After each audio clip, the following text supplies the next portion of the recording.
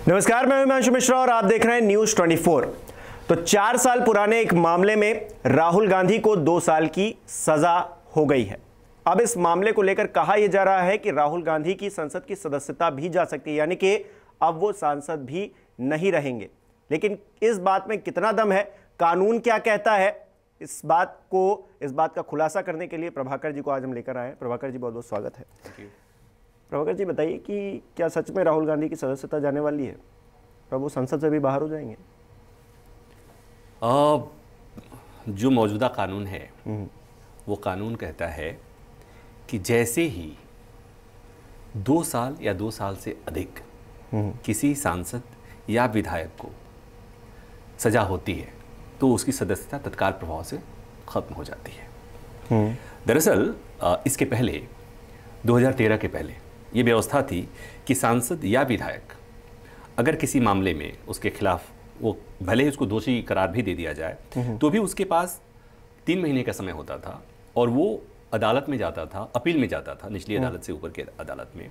और जैसे वो अपील में जाता था उसके बाद उसकी सदस्यता पर कोई आंच नहीं आती थी, क्योंकि वो जुडिशियल हो जाता था मामला। मामला सब जुडिस हो गया और एक बार सब जुडिस हो गया उसके बाद से आपको सदस्यता नहीं जाती थी। इसी को रोकने के लिए, चूंकि उसके बाद से जो अपराधीकरण, सदन का अपराधीकरण, राजनीति का अपराधीकरण रोकने के लिए मामला आया था, सुप्रीम कोर्ट में पिटीशन आई थी और लिली थॉमस मशहूर केस है। उस मामले में 2013 में सुप्रीम कोर्ट का जो फैसला आया उसमें दरअसल रिप्रेजेंटेशन ऑफ पीपुल्स एक्ट जो है उसका सेक्शन 8 का सब सेक्शन 4 है, उसमें ये प्रावधान था। अच्छा। उसको चुनौती दी गई और उसको सुप्रीम कोर्ट ने असंवैधानिक करार दिया और उसे स्टेप डाउन कर दिया। और उसी की व्यवस्था के मुताबिक ये व्यवस्था हुआ कि जैसे ही कोई 2 साल या 2 साल से अधिक कोई भी जनप्रतिनिधि, निर्वाचित जनप्रतिनिधि, अगर इतनी उसकी सजा होती है तो तत्काल प्रभाव से उसकी सदस्यता चली जाएगी। इसके अलावा और भी है कि कुछ मामले ऐसे भी हैं जिसमें केवल 2 साल की सजा का प्रावधान, लिमिट से कोई मतलब नहीं है। 1 दिन के लिए भी अगर सजा हो जाए, मसलन प्रिवेंशन ऑफ करप्शन एक्ट में कुछ और भी ऐसे मामले हैं जिसमें 1 दिन के लिए भी सजा हो जाए तो भी आदमी की सदस्यता चली जाती है, सांसद और विधायक की। और यही नहीं, सदस्यता ही नहीं जाती है, उसके बाद अगले 6 साल तक के लिए चुनाव लड़ने की अयोग्यता आ जाती है। मतलब अगर राहुल गांधी की अगर हम बात करें तो न केवल ये मौजूदा 2023 तक ये कार्यकाल है इनका सदन का, उसके बाद अगले 6 साल तक चुनाव नहीं लड़ेंगे अगर ऐसा होता है तो। अब ये व्यवस्था आई कि फिर इसके बाद कैसे बचेंगे। तो इस खबर में जो आपने खबर बताई है इसमें क्या हुआ कि कोर्ट ने कहा कि 30 दिन उनके पास समय है अपील करने का। 30 दिन में वो अपील करेंगे। अब सवाल उठेगा कहां अपील करेंगे। दरअसल ये मजिस्ट्रेट कोर्ट का आदेश है। तो अपीलेट कोर्ट जो है इस मामले में, मजिस्ट्रेट कोर्ट का अपीलेट कोर्ट होता है सेशन कोर्ट, सेशन कोर्ट का अपीलेट कोर्ट होता है हाई कोर्ट, हाई कोर्ट का अपीलेट कोर्ट होता है सुप्रीम कोर्ट। तो यहां पर राहुल गांधी को सेशन कोर्ट में अपील करना होगा और वहां पर ये मांग करेंगे कि इनका कन्विक्शन स्टे किया जाए। इसको समझना होगा, एक होता है सेंटेंसिंग, एक होता है कन्विक्शन, यानी सजा और अपराध सिद्धि। सजा पर रोक का मतलब जो है, जैसे सजा को सस्पेंड कर दिया जाए तो उससे बात नहीं बनेगी। यहां अपराध सिद्धि पर रोक लगनी चाहिए। यानी कि कोर्ट ने, जो आपने सुना होगा ना कि कोर्ट ने दोषी करार दिया और फिर आप अगला चरण होता है कि कोर्ट ने दोषी करार देते हुए इतने दिन की सजा सुनाई। तो यहां पर उनको कोर्ट से यह मांग करनी होगी कि इनको जो दोष सिद्धि हुई है इस पर स्टे लगा जाए। अगर स्टे हो जाता है वो सेशन कोर्ट में गुहार करेंगे, अगर वहां नहीं मिलता है तो फिर हाई कोर्ट जाएंगे, अगर वहां भी नहीं मिलता है तो सुप्रीम कोर्ट जाएंगे और अगर उस पर स्टे लग गया तब उनकी सदस्यता बनी रहेगी। और अगर स्टे नहीं लगता है तो सदस्यता उनकी जाएगी। ये तय है, अभी तक के कानूनी व्यवस्था के मुताबिक ये प्रावधान है। लेकिन राहुल गांधी की अगर सदस्यता चली जाएगी तो ये अपने आप में एक बड़ी बात तो होगी ही। दूसरा ये है कि उनके पास इसके अलावा भी क्या कोई ऑप्शन रह जाता है, क्योंकि अगर वो कोर्ट जाते हैं और कोर्ट, क्योंकि निचली अदालत ने ये कहा है कि आप दोषी हैं इस मामले में, उसके बाद आपको 2 साल की सज़ा मिल रही है, तो क्या ऐसा हो सकता है कि ऊपर वाली कोर्ट कहे कि आप दोषी ही नहीं हैं इस मामले में? क्या ऐसा हो सकता है? नहीं, ये तो तब होता है जब अपील में जाते हैं और अपील में हियरिंग होती है और अपील की हियरिंग लंबी होती है। उतना समय नहीं है। हाँ, उसके पहले कोर्ट इस बात को, अपील को डिसाइड करे कि वो दोषी हैं या नहीं हैं। अपीलेट कोर्ट में जाकर के वो चाहे सेशन कोर्ट या हाई कोर्ट, ये तो मामला लंबा चलता रहेगा। मान लीजिए कि सेशन कोर्ट ने भी उनको दोषी करार दिया, हाई कोर्ट ने भी कर दिया, तो सुप्रीम कोर्ट तक ये मामला जाएगा, इसमें वर्षों लगेंगे, बिल्कुल दशक लग जाए तो कोई बड़ी बात नहीं।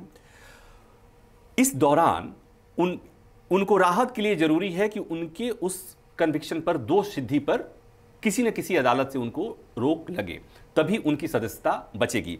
और हिमांशु एक बात और है, अगर केवल सदस्यता जानी होती इस लोकसभा के लिए, तो हो सकता था कि राहुल गांधी इस बात के लिए, पॉलिटिकल माइलेज लेने के लिए जेल में जाने को तैयार हो जाते। इसमें जेल भी जाने का ऑप्शन है, तो जाते इसलिए कि उसको पॉलिटिकल गेन मतलब अगर सियासी तौर पे बात करें तो पॉलिटिकल गेन मिलने की संभावना थी, और केवल अगर इतनी ही बात होती तो। लेकिन यहां पर मसला कुछ और है, मसला केवल सदस्यता नहीं जानी है, उसका अगला चुनाव लड़ने की अयोग्यता जो आती है, इसलिए राहुल गांधी ये रिस्क नहीं ले सकते। इसलिए किसी व्यक्ति के लिए 6 साल, 8 साल, 10 साल एक्टिव पॉलिटिक्स से बाहर हो जाना, सदन में नहीं रहना, उसका पॉलिटिकल एक तरह से कहें कि पार्शियल डेथ कहेंगे हम उसे, बहुत बड़ा। आप कह रहे हैं कि सजा पर ही सीधे वो हो जाए, मतलब कि आपने ये गुनाह किया ही नहीं, ये साबित हो जाए। लेकिन 30 दिन क्योंकि आप जाएंगे, फिर हियरिंग होगी, तो ये तो हो ही नहीं सकता ना कि 30 दिन के अंदर ये फैसला हो जाए। हाँ, अपील पे डिसाइड नहीं हो पाएगा, लेकिन क्या स्टे लगाया जा सकता है क्या, कि फैसला दिया है उस पर हम स्टे लगा दें तब तक के लिए? आपको याद होगा नवजोत सिंह सिद्धू के मामले में ऐसा हुआ था, सुप्रीम कोर्ट ने किया था। उसके बाद एक और मामला आया था, वहां पर सुप्रीम कोर्ट में probably justice Joseph was there, उन्होंने एक फैसला दिया था। उसमें एक बात कही गई थी कि अदालतों को, दरअसल सीआरपीसी में प्रोविजन है इस पर, सेंटेंसिंग पर स्टे का प्रोविजन है, तो उसमें ये कहा गया था कि अदालतों को ऐसे मामलों में, मतलब सजा पर, दोष सिद्धि पर रोक ऐसे नहीं लगाना चाहिए, लगाने की वजह होनी चाहिए। मतलब ये कि अगर आप किसी व्यक्ति की सजा पर, दोष सिद्धि पर रोक नहीं लगाते हैं और कोई ऐसा लॉस हो जाए जो बाद में रिपेयर नहीं किया जा सके, तो वैसे मामले में ही कोर्ट को इस तरह का आदेश पारित करना चाहिए।